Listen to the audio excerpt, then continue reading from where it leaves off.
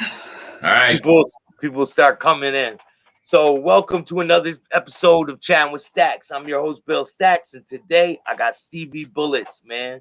And we decided to go live and just chop it up, and I'll play your the trailer for your documentary once people get in here, and we could get into some of your story, man. I got those pictures were crazy. What happened? Did you get in a car accident or something? Yeah, I was involved in a car accident in 2014. I ended up crashing, tore my left leg, came out of socket from the hip, and I had a tore aortic valve. So by like a thin slab of fat, it kept me alive. And then when I got to the hospital, I went to ICU at one of the hospitals. You tore your heart muscle, right? Something in your heart. The aortic valve with the steering wheel. So it was a close call. If you know, it was cut in half. It was cut in half, and he had a broken leg, shattered pelvis, broken hip, broken ankle. You want to introduce your wife? You want to introduce it? Yeah, this is my wife. Hi, I'm Stevie Bullets' wife, Lucia. Yes, his car accident was, he went through a lot. They didn't know his heart valve was cut in half until the next morning, which he was lucky to even survive that. It was still pumping because of a fat piece of tissue. How did the car accident even come about? Like, what happened? I was under the influence. I was at that time. So what happened was, I was early in my marriage, having marital problems, and I did what every guy does, went out and had some drinks, and led to more stuff, and I ended up getting in a car wreck. Almost cost me my life. Big price I had to pay for that. I ended up getting a DUI. So I had went to court for about 2 years. By the way, I got my license. I'm legit now. I got mine too, man. Yeah. 20 years it was gone. So, after I had got out of prison about 10 years ago, I had changed my life and stuff, but I had a few setbacks. Everything wasn't perfect and stuff. And I made a bad decision that day, and it cost me, my license for a little while and a lot of money and lifetime of pain. Got a permanent limp, and I was able to walk out of that alive. So you start to look at these things and appreciate life a lot more once you go through these things. But some of us have to learn the hard way. Like me. He was unbelievable with recovery because he was in an induced coma. And within 4 days later, the next day out of ICU, 4 days later, he was in rehab and then back at home within 20 days. And he wanted to go back. They told him he wasn't going to go back to work for at least 6 months. And he went back to work in 3. He made the fastest recovery from someone who had that many injuries. Especially you've been shot how many times on top of that? Why did they call you Stevie Bullets? Yeah. Tell the people why. You want to tell them why? Yeah, well, I was shot 11 times. I was involved in a street gang in Cicero, 12 street players. These were mostly the guys that I had grew up with because I lived in the neighborhood, and these were the guys that I was influenced by and I looked up to, but growing up, you pretty much, I was the guy that I took a lot of ass beatings from these older guys, but they never chased me out of the neighborhood. I always stayed in the neighborhood, despite that. And then, when it came down to doing stuff, I was able to take care of business for my guys. So, with that, I was respected in the neighborhood. I wasn't the most notorious, I wasn't the chief of the guys or nothing like that, but I was respected. And then with my ties through people that I had met in prison and stuff, I learned to find, the top guys in the crew, and I started latching on to that, and then I made connections with the right people and stuff. And, unfortunately, my crime started to escalate, from petty crimes to more, serious crimes, to being involved with more dangerous people and stuff. And, like I said, outfit guys, cartel guys, gang members, it's all the same over here in Chicago. It's all the same. Nobody's bigger than the other guy. They're all together, and, they're all dangerous. But, you just got to learn your boundaries. And, I was able to step away from a big hub too. Yeah, Chicago's like a big hub too, right? Yeah. Like it's a lot of people there, man, that are, fighting for dominance, I guess. Oh, yeah. Then they flaunt it, here in Chicago. You see the rappers. I'm a big supporter of Lil Durk, by the way. I like his music. He's from Southside, so I like that. I like everything that he's been producing and stuff like that. And, I'm into like promoting the neighborhood in good light, like I said, because all the stuff I went through, it's got a little bit of story. It's gangster to it, and it's all real. So the name of my documentary, I'll be having my documentary released. You'll put it on your show for people to check it out. It's a redemption story. I could try to play your trailer and see if this works. I'm hoping it does, man. You want me to play it for the people? Yeah, of course. Yeah. It's good stuff, It's facts. It's facts. Yeah. It's outfit related. I'm not an outfit guy, but I was around a lot of outfit guys. My uncle ran with the outfit. So, and even if I did know some people, I'm not going to say, but maybe I'm telling the truth. Maybe I'm telling the truth and maybe not, but it is what it is. I know that, Yeah. My name is respected in the streets. I don't get people like haters or nothing like that on me, because what people know that, what I'm saying is real, Yeah. But yeah, go ahead, play the trailer. All right, man. Let's see if this works. All right, here's this trailer.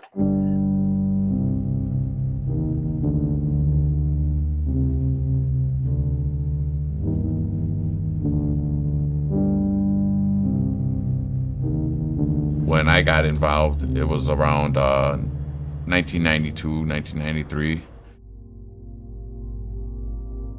Kicking, punching, hitting, anything goes. That was how you got into our gang back then. That's the farm league for the Chicago outfit. I'd be doing most of the work in Cicero. I was a shooter. I was involved with PCP, crack, heroin. Some people are known to survive through gunshots through the heightened state of PCP. My nickname is Stevie Bullets. I just remember the burning, and I remember in the ambulance looking out the back of the window and just thinking like that was probably going to be it for me. Usually you don't cooperate with the police. What happens in the streets stays in the streets.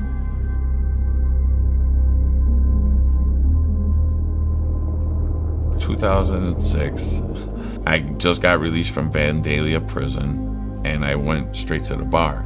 I just was going there for a Halloween party, straight from prison, right off the prison bus. They had an outfit waiting for me in the parking lot. It was a Miami Vice cop, and I was in pink and white. And I met Steve that night. He was a very pasty white vampire. He was okay. I didn't really think he was my type at the time. But I mean, he was very nice. We were talking for a little bit, and then he disappeared. And I'm like, okay, where'd you go? Come to find out, he had to be home at midnight because he just got off the bus from prison. And I had no idea. Well, Lucia's family was in law enforcement, so I didn't mix too well at first. He was a bad boy, and I wasn't supposed to be with a bad boy. I knew like right away that that's who I wanted to be with. I mean, he told me he loved me within a week. Told me he was going to be with me for the rest of his life. About a month later, we were inseparable. I mean, we had our moments. He's like a volcano, I'm like an earthquake, and we go at it, but we were always together. And then I ended up catching a serious time and felony, and I ended up getting 6-year sentence. There was no conversation. He was gone. I thought our relationship was over. Until I started receiving all the letters. I just pursued her from jail. I pretty much started writing her 1-2 times a day, every single day for 2.5 years. Please stick out this sentence with me. I love you. I want to be with you. And he wrote me every day for a year. I felt loved. You have a collect call from an inmate by the name of Stephen Roden to accept these charges. Please press 1.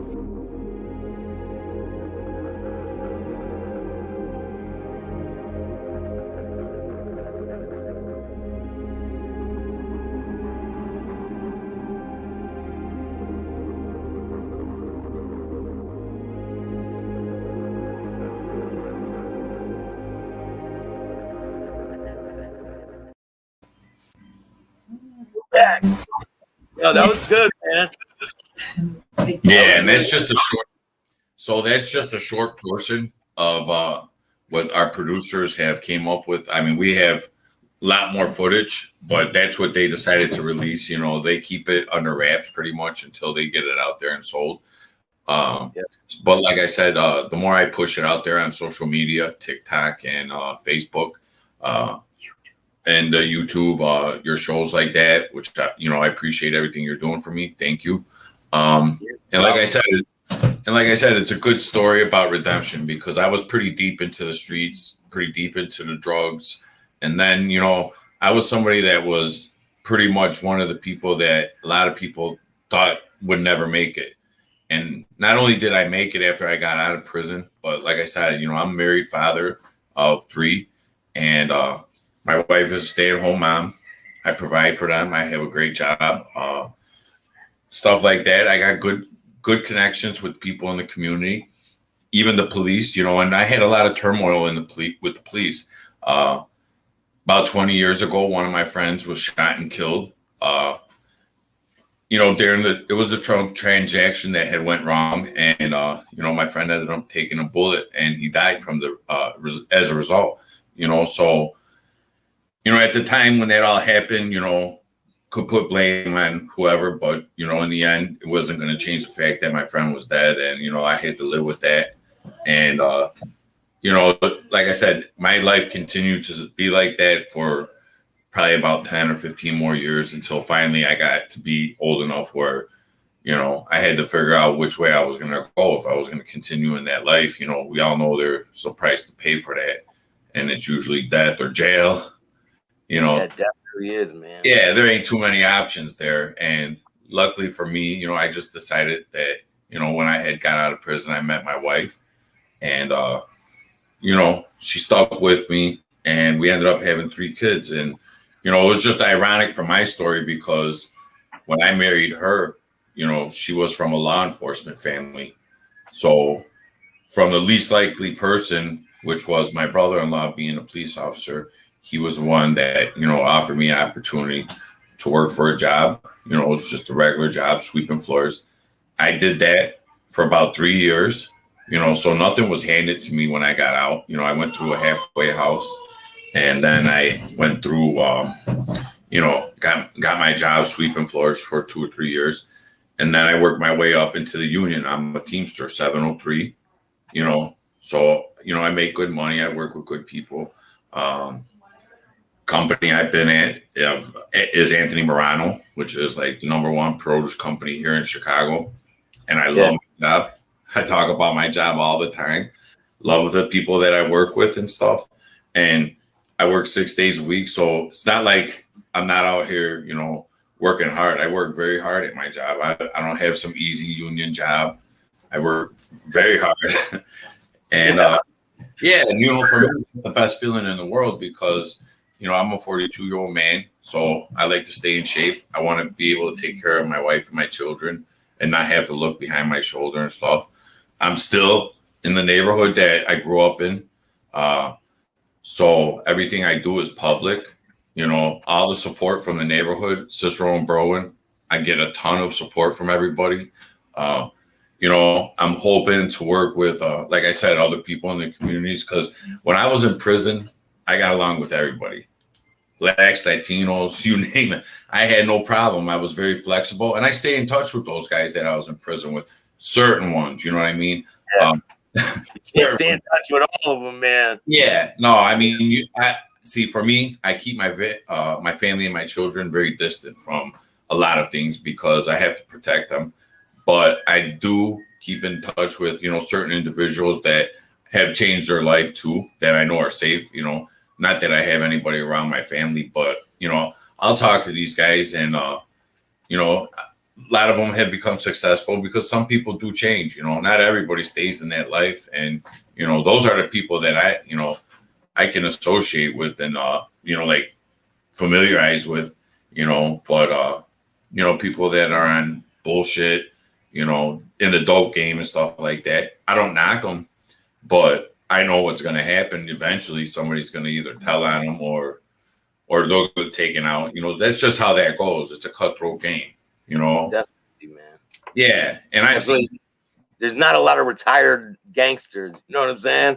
No. And some of them that did make it, they're on, they're going live and making money off of their stories like I am because, once you get to that point where you're through with it, you're thankful that you got away from it, maybe my story could help somebody else, because you see all the time, here in Chicago, people are dying left and right, and it's getting worse and worse, and they're getting younger and younger, Yeah, it's insane out there right now. It's like a war zone. Yeah, yeah, absolutely, and it's getting dangerous just to walk down the street in Chicago, and even Cicero and Bro, and it's coming out to the suburbs now, so it's spreading. It's especially over here where I live, we've had a couple shootings and stuff, but the police they did a pretty good job. When we had those riots and stuff, they held back everything and they protected us, and that's the way I look at it, despite the bad history with the police and stuff.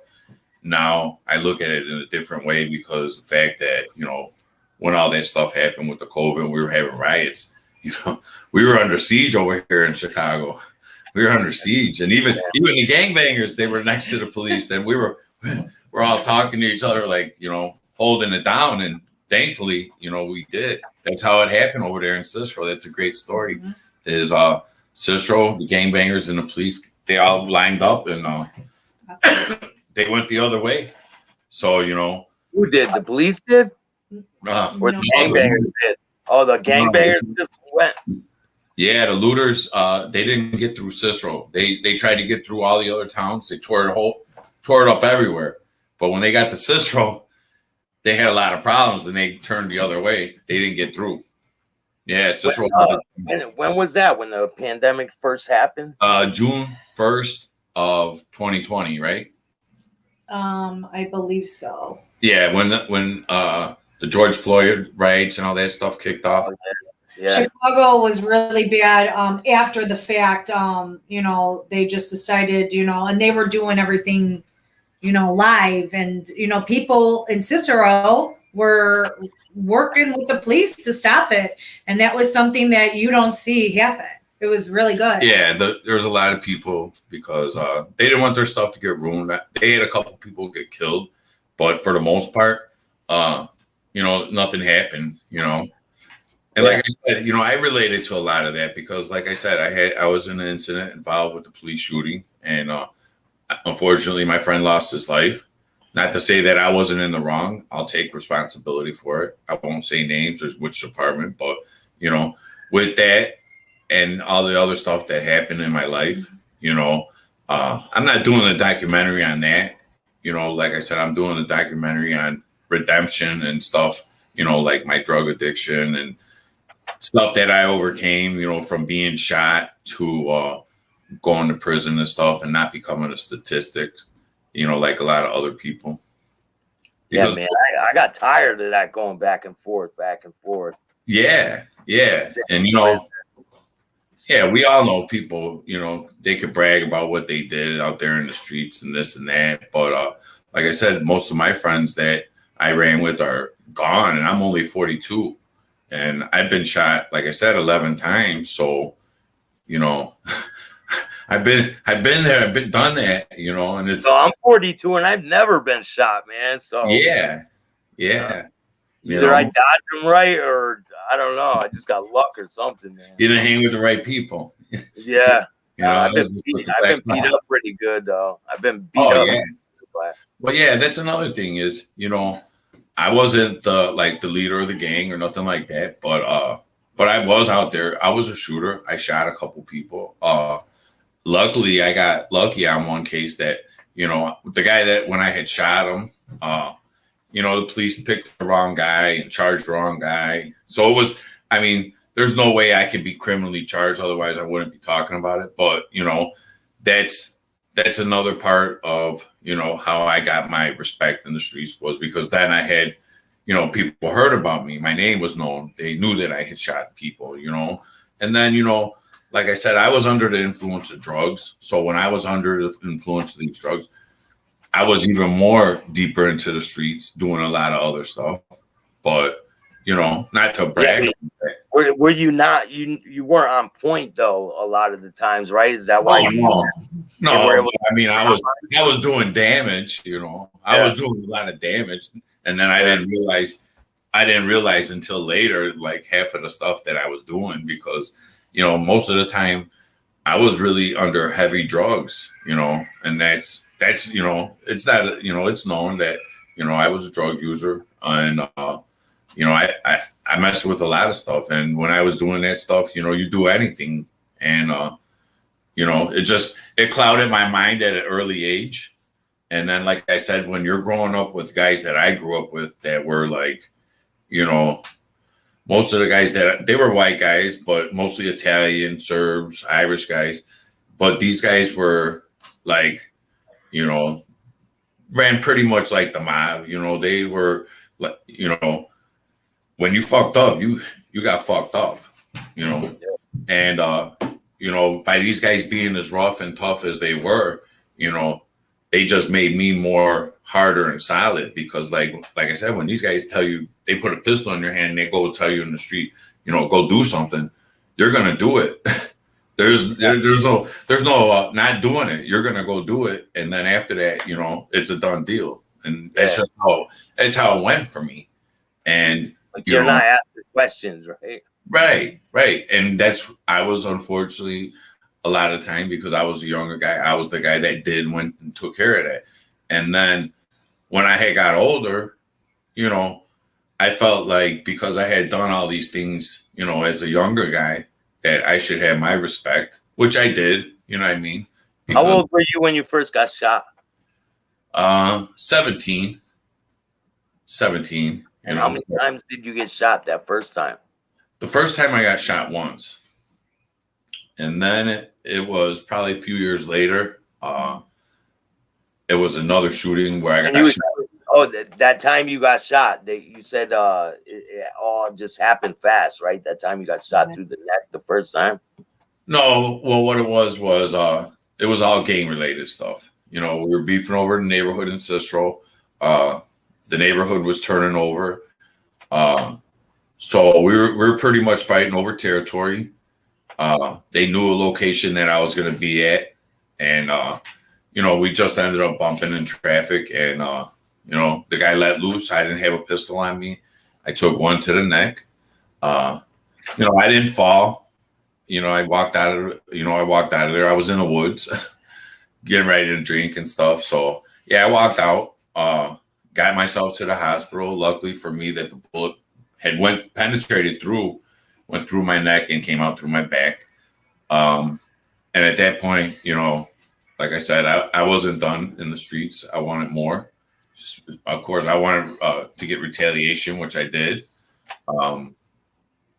I just went back out, you know, and these guys had it out for me. You know, I would hear, you know, because I had a couple friends that were in their group, so I would hear when I would get down to the joint, they tell me about, you know, they were talking about me, and you know, they wanted to get rid of me, so they had a target on me, and they were going, you know. So these guys came after you more than once. Yeah, right? Yeah. And but they didn't do it. They didn't get the job done. I'm still here, still in the neighborhood. You know, I see some of them. I got respect for them. I didn't put them out there. I respect everybody in the street. You know, what happened in the street stays in the street. It is what it is. You know, I'm not looking for problems anymore. I'm too old for that. I'm 42.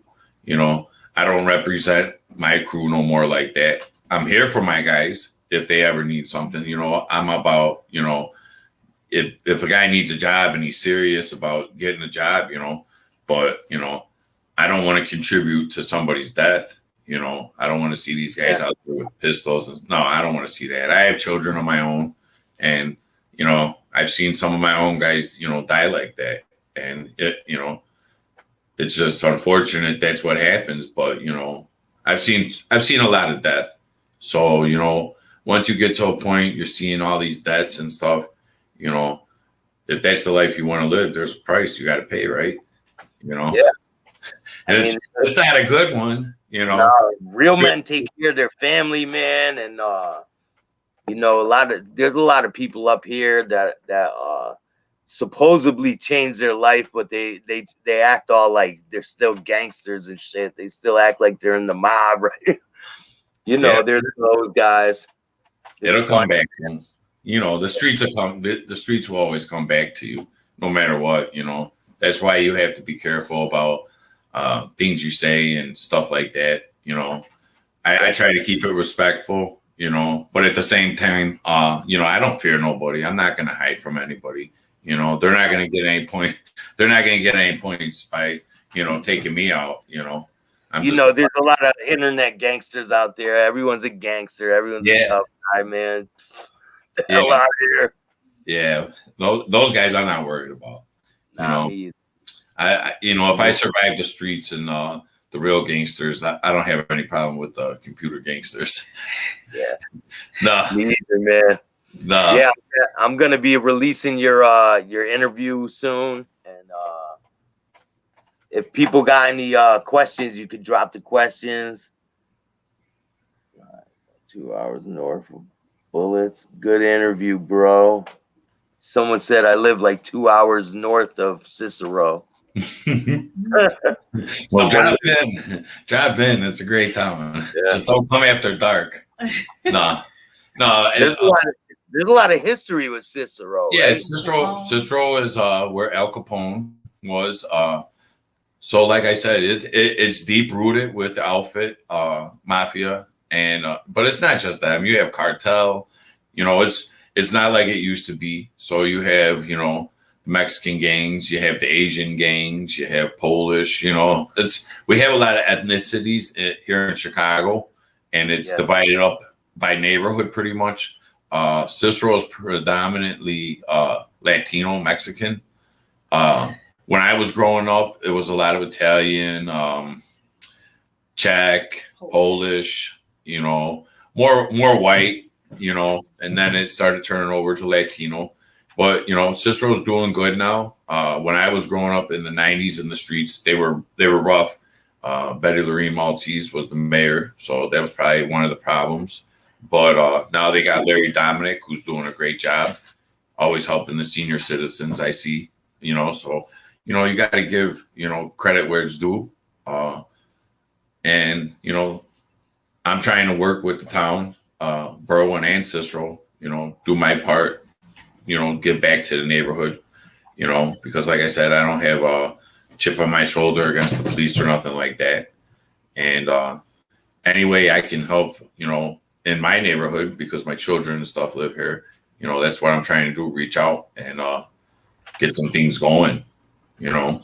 Yeah, I work with a organization called Brian's Angels. They work with homeless people in my community, and they clean up the streets sometimes. They have all kinds of things, man. They have like a you know, I'm not like a center, you know, a center to help homeless people.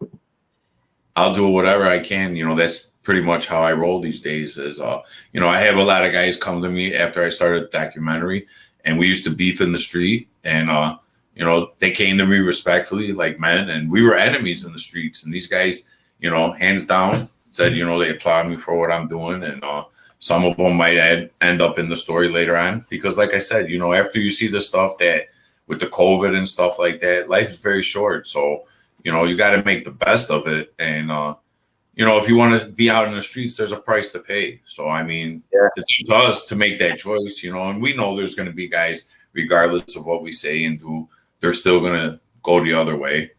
And, you know, that's all right. But like, if there's like one or two guys that you could draw in and stuff, then, you know, and change them in some way, then why not? Because, you know, I'm living good, you know, I'm living a great life, and I've already been there down that road and stuff. And, you know, I'm successful now, you know? Yeah. I don't have to look over my shoulder. And that's really what it's about for me. I mean, for somebody else, it might be something different. For me, it's great, man. I love my life now. You know what I mean? Yeah. I don't wake up with the shakes no more. I don't, you know what I mean? Right. I don't have no enemies. Instead of all these little trolls on YouTube. Yeah, but that's nothing. I ain't got time for them. You know, that's a fan club, though. That's your fan club. Yeah, it is. Basically, because they're watching the videos, right? Yeah, and that's good. That's good. Tell them to start sharing it, and, you know, let their mom know. Tell a friend to tell a friend, man. Yeah, you got something to say, drop a line. Yeah. But, yeah, you know, that's what it's about, connecting with people in different states. You know, we all, you know, it's basically the same, just different state, different name, you know, different crew. Yeah. But, you know, we're all gangsters. You know, Mexican, you know, yeah. I mean, that's how it goes nowadays. You know, it's not just one race or one. You know, it's all mixed up.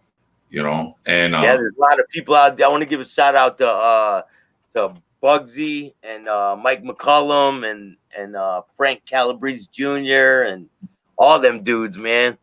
What's his name? Joey, right? Joe Seifert. Yeah. Yeah. And, damn, I forget all the names, man. There's so many James of them. Forney was the producer. He's the one doing the documentary with Joe Seifert. You know, and it's just ironic because, you know, Joe Seifert has his own story. His father was unfortunately killed by the Chicago outfit, by Joey the Clown Lombardo. So, you know, for him to come in contact with guys like me in the streets and stuff, you know, it was an awkward situation, but, you know, yeah, but it's a great story because, you know, he wanted to do this documentary and a film, and it's just turning out great, you know.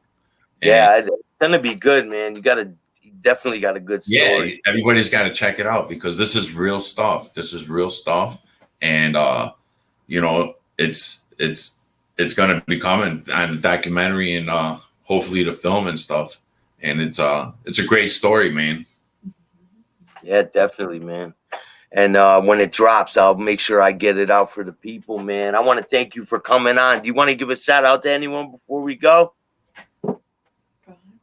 Just to the film producers, James Forney and Joe Seifert, for helping me out. Mike McCollum for bringing me into this all. Cyril DiPaggio, Mob King, check him out. He's on Facebook too, and he's doing some gangster flicks down there. He's another producer. You know, there's so many people, Burrow and Cicero people, all my supporters and fans. I was selling these shirts right here. Anyone wants it. And, you know, they were just going left and right in the neighborhood. One of my friends, Hija Del Rey, she has her boutique on the south side of Chicago. She started selling the Playboy masks. The money that she generated from those masks, she sent to Paraguay to help some of her people that were out there through her ministry. So, you know, we're trying to do some good causes with this whole thing. It's not just about making money and stuff like that. I've been reaching out to different guys and different crews, different gangs, you know, so that we can make something, you know, that's real and, you know, something that's going to be positive at the same time gangster, because we all know that's what people want to see. So, and we want to bring the real stuff. So if we got some real gangsters out there with some powerful stuff, come see me. You know, we'll bring it to the film, make some money off of it at the same time, and, you know, keep it gangster at the same time. You know, I'm trying to get in touch with Little Dirk. It's probably a long shot, but, you know, I'm a big fan of him. You know, I'm feeling that music.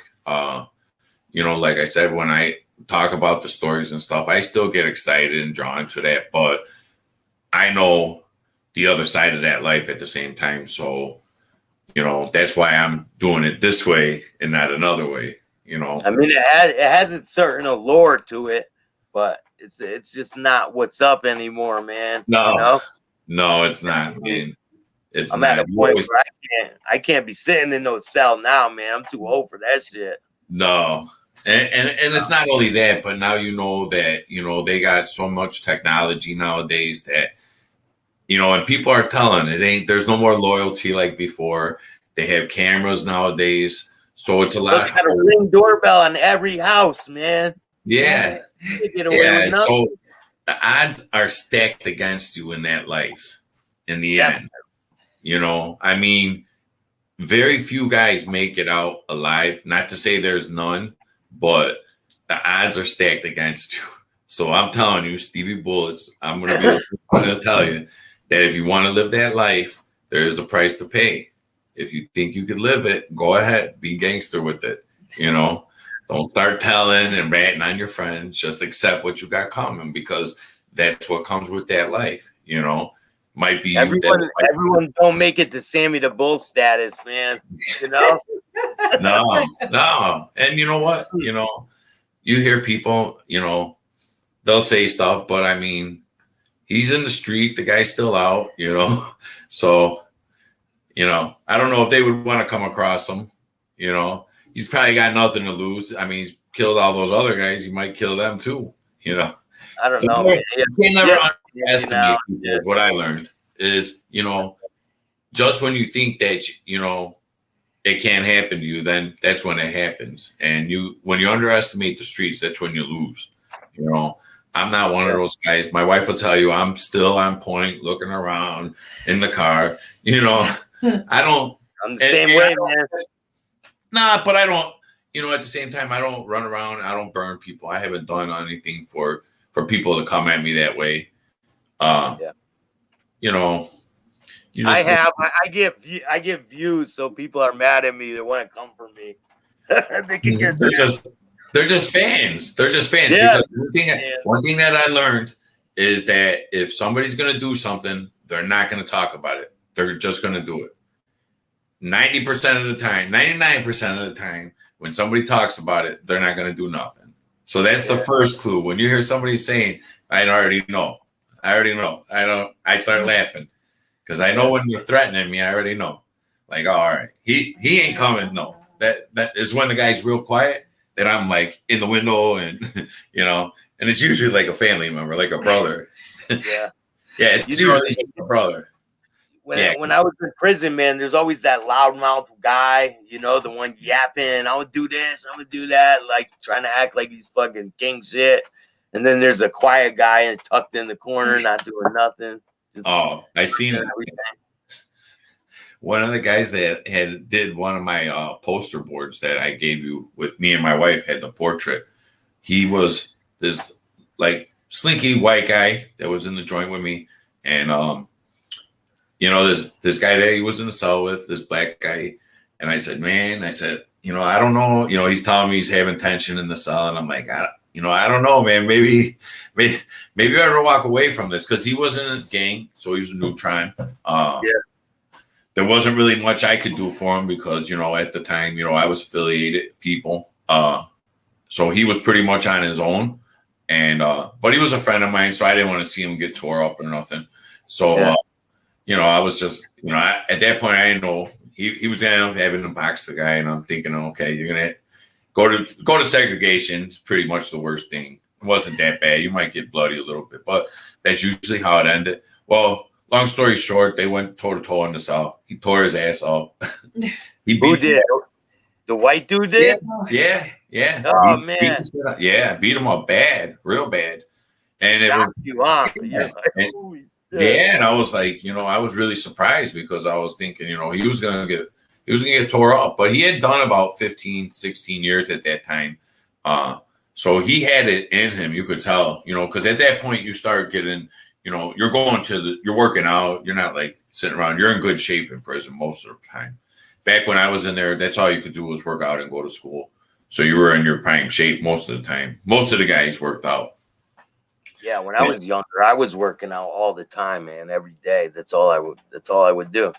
Yeah, and I was like 230 when I got out, man. It went since I left. yeah, I was down to about like 180. I was in great shape. My mind was clear at that time.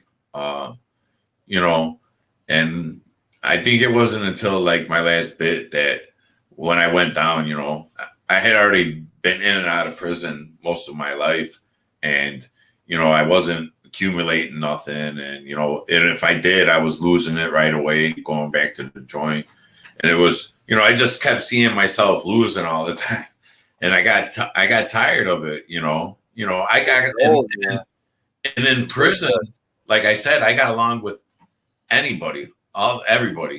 And that was, you know, pretty much what kept me going, which, you know, that was my hustle in the street was I knew how to talk and get along with people. I was a businessman, you know. So when you went to jail, you went to Cook County Jail, right? For when you get arrested in Cicero, you go out there? Yeah. Or no? Yeah. And then when you get sentenced to your time, then they send you to a state prison, which most of the time I never ended up in a minimum joint ever. I would end up in a medium, max, or max, you know, one of the joints that would be locked down all the time with, you know, all the gang bullshit, you know. So it wasn't like a sweet ride in there, you know. And most of the guys that I ended up with, you know, had murderers, you know, serial killers, and you know, at that time I thought that was, you know, cool. I thought it was interesting, you know. I'd be telling my wife, oh, you know, I'm locked up with this guy. And she's like, who? And I'm like, yeah, he's a serial killer. you know, like famous ones. Yeah. Always locked up. Oh, yeah. Lipstick killer. He's William Herrings. He was down in Dixon with me. Had Harry the Hitman, Harry Allman, you know, and these are just, who was the other guy? Peter Simon Nelson. He was down in Graham with me. He killed 6 of his kids. And, you know, being in prison with these guys, you wouldn't even think that they were like this. And, you know, I know they look like normal people, man. Yeah. There was a guy named Richard Crafts. He put his wife in the wood chipper. He's out now. I mean, I've done some bad things, but I'm not chopping bodies up, and, you know, I'm not a serial killer, you know. And that's what I was telling the producers, because, you know, they had heard certain stories, and I could just imagine, you know, by just the way they were looking at me when we were talking about some of the stuff.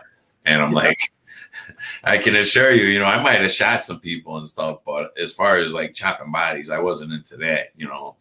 Yeah. But I've seen a lot of heinous crimes, and you know, it starts to cloud your mind and stuff, because, you know, now that I'm older and stuff, and, you know, whatever involvement I had in it, you know, in the end, I'll have to face God for those things. So it's not, you know, it is what it is. And now that, you know, I have children and stuff, you know, I want to, you know, I want to have some type of redemption, you know, in my life. You know, I lead by example, man. For my daughter, I want her to try to walk the narrow path, and I try to lead by example. It's the best thing I can do, and that's all I could do, you know. Yeah. And there's a lot of fathers out there that, you know, are on the same page, that they've been through stuff like me and you. And I think that's what it was like I said, when my wife had got pregnant and my brother-in-law had approached me, and, you know, he offered me a job and stuff. It was like, you know, and we had some words, you know, they weren't bad words or nothing, but they were just basically telling me how it was. And, you know, for me to hear that from a police officer, you know, and then a family member, you know, it struck a nerve. And but it was gave you a chance to like accept you into the, so that you're not feeling like an outcast, you know? Right. Oh yeah, he was fair, 100% fair. You know, he was a man, and, you know, luckily, you know, because it was just, people get put in your lives for a reason. Luckily for me, like I said, I believe in God, and I think, I know that God had changed my life for the better because of everything that I had went through. There's no other way to explain it, my situation, because I had went through stuff that people normally wouldn't walk away from. And then just from the way my life turned out, and if people followed my story and they seen it, they would know that, there's no other way to say it other than that God was good, and he definitely blessed me in my life. And, I have to think about it. I don't push that religion stuff on anybody, but, I do, I want my story to get out there because it's a real story. And, it's something, it's about redemption. And I was able to get away from the things that I was involved with.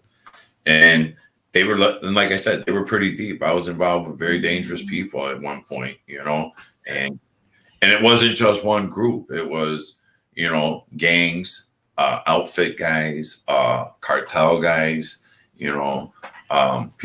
Like different guys are all matched up with each other. Everyone's dealing with. Well, yeah, people. Because see, when I was going into prison, I started, I learned from an early age to look at the top guys in the crew, and I knew who was who, and I started watching these gangsters from a young age because that's where I grew up in Cicero. So my father, my father's not outfit or nothing like that, but he knew who was who in the neighborhood, and he would stay clear of those guys. But I knew if Dad told me to stay clear of those guys, I was looking more towards those guys, and I thought, I got influenced by them, and I would pay attention to them. And then when I would start going to prison, whoever was calling shots for the crew, I'd be, you want to get in good with those guys. And then by me going back and forth in and out of prison, I got to, meet certain people that had moved me up in the ranks and stuff. Not necessarily in my crew, but, I could just walk into the joint and have no problem. And regardless of who I'm with, I'm going to be a 100, Yeah, and that's just how it goes. And that's the known fact, I rolled with everybody in the prison. I rolled 12th Street Player, which is the mob that I, originated from. But, even without those guys on my side, I still had Vice Lords and Latin Kings. And, I was... How many people were in the 12th Street Players at like your height? So we were never a real big mob. It was always a small crew. And then at one time when I was in the 90s, they were almost extinct by this other mob. But, by us being such a small mob, and these guys were all, from outfit families, or, they came from, like, we had a lot of Serbian guys that were really nuts. These guys were. So they didn't have to be a certain ethnicity. They could be. Right. But they were most of the guys, they were very hard crew, like it wasn't, these guys weren't like they weren't no punks, they were, like I said, for you to hang around with them, you took some ass beatings, and they wanted to see what you were made of. And if you couldn't handle it, you just didn't come back. But, basically these guys, and it was good for me because that's what made me who I am. Because these guys were hard, man. And when you fucked up, you got fucked up. And I remember, some of these guys, and that's another thing in my story, is those guys that did that shit to me when I was a kid, they now they fear me, they know better, they know who they are. And, they don't come at me wrong. They all respect me because, that was a long time ago and I was a little kid, but, I'm a grown man now. And, but I'm glad. I'm glad they did that because it just made me more harder, more stronger. And you know what? That's how I became Stevie Bullets right there. You know, if a bullet's not going to kill me, I ain't afraid of an ass whooping. I took a lot of ass whoopings. Shit, the legend of Stevie Bullets, man, get shot 11 times. Hey, I didn't win all my fights. I lost a lot of my fights. And you know what? That's okay though. That's okay because I know I'm still around, I'm still in the same neighborhood. And, in the long run, I got my respect back, from everybody, even the police, and that's all that matters to me. That's a hard thing to do, man. That's a hard thing to do. Someone that's stuck in that light to get get the respect from their community again, you know. Even my enemies, you know, I had, you know, they're not even enemies to me no more. A lot of these guys, you know, we look back on it now, the guys that we were beefing in the neighborhood, because now that neighborhood's all changed. Those guys ain't even there no more. Yeah, so like it's you said, you're just a regular guy now, right? I'm just a regular guy, you know, trying to give back a little to the community, you know, even the guys that, you know, we didn't click. You know, we still got a little history, and that was one of the things. One of the guys that I had shot at, you know, I had almost taken his life, and you know, the bullet had went right past his head, and you know, the guy came to me correctly, and you know, he congratulates me. We conversate from time to time. You know, we haven't hung out yet because you know, you still got to keep people at a distance. But I know everything's good with him. You know, I know that he's changed his stuff, and I believe he had like a murder. So, you know, after he got out after that, you know, he got himself settled, and I see he's successful. I follow these people on Facebook, you know, make sure they're really doing what they're saying they're doing. And, you know, and I'm, you know, I'm streetwise. Like I tell my wife all the time, when I got guys that approach me in the streets or even, you know, on here, you know, I was in there with some of the best cons, you know, and they can look you straight in the eye and you'll believe everything they're saying. And then, you know, it's just all phony scam, you know. So when these guys try to bamboozle me and, you know, throw a fish at me, you know, I might jump for it for a minute, but I'll catch on very quick. And because I have some intelligence, you know, I'm able to dodge a lot of bullets, you know. Yeah. Because you're always we wouldn't call you Stevie Bullets if you didn't, man. Right. You know. And y'all want to give a shout out to Tony and Gianna, and damn, I don't want to forget anyone, but I'm gonna. You know, there's tons of people. But thank you for coming on, man. I appreciate you, and I'm gonna release your interview right after we're done with this live, and everyone can go check it out. I put the links in it, and it came out pretty good. You got done watching it. Did you like it? I loved it, man. I loved it. Yeah, man. I threw some effects on it and shit, you know? Yeah, keep doing what you're doing, man. Thank you, man. And I'll leave the links for all your stuff, man. Thank you for coming on, and thank you to your wife. I appreciate you. Thank you. And I'll definitely have you on again, man. Make sure you guys hit the like, subscribe, and notification bell so you can get my videos every time they drop. I'll see you next time. All right, man.